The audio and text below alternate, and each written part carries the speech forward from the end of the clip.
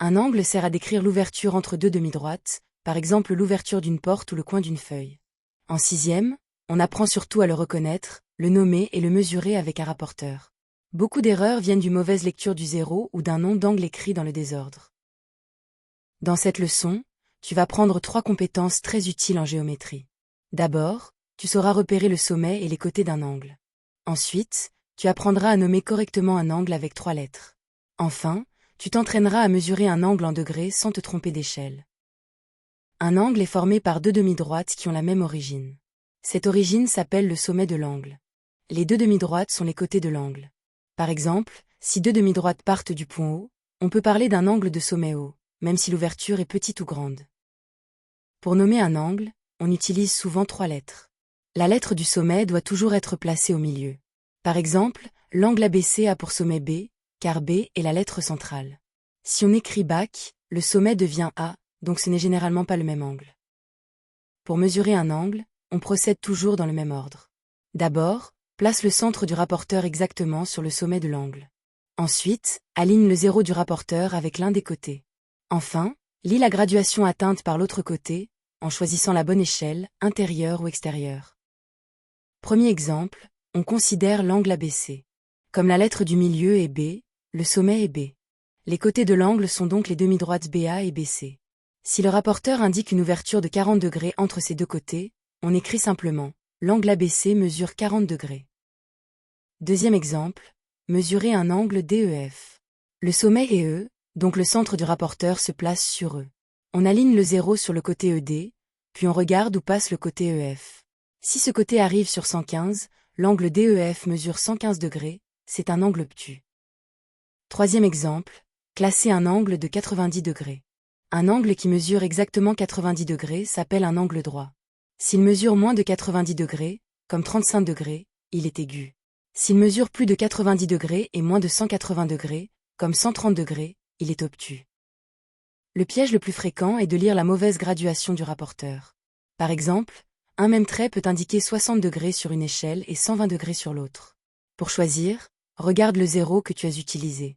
Si ton côté part du zéro intérieur, tu lis l'échelle intérieure. Exercice 1. On te donne l'angle MNP. Sans mesurer, indique quel est son sommet et quels sont ses deux côtés. Attention, la réponse se lit dans le nom de l'angle, pas dans l'ordre alphabétique des lettres. Mets la vidéo en pause et essaie.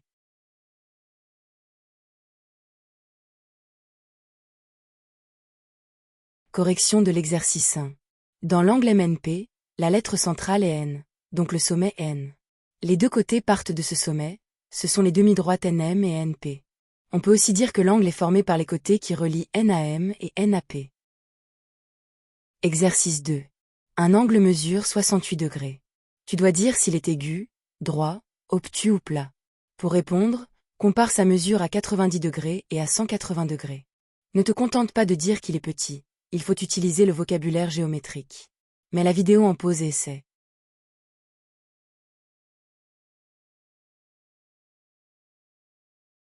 Correction de l'exercice 2. Un angle de 68 degrés est plus petit que 90 degrés. Il n'est donc pas droit, car un angle droit mesure exactement 90 degrés. Il n'est pas obtus non plus, car un angle obtus dépasse 90 degrés. La bonne réponse est, c'est un angle aigu. Exercice 3. Tu mesures l'angle RST avec un rapporteur. Le centre est placé sur S, le 0 est aligné sur le côté SR, et l'autre côté s'impasse par la graduation 125. Quelle est la mesure de l'angle RST, et quel est son type? Mets la vidéo en pause et essaie.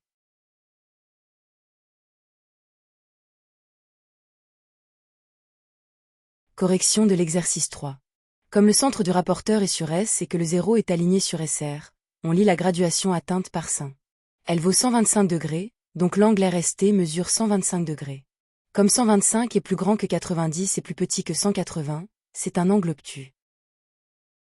À retenir, un angle est une ouverture formée par deux demi-droites de même origine.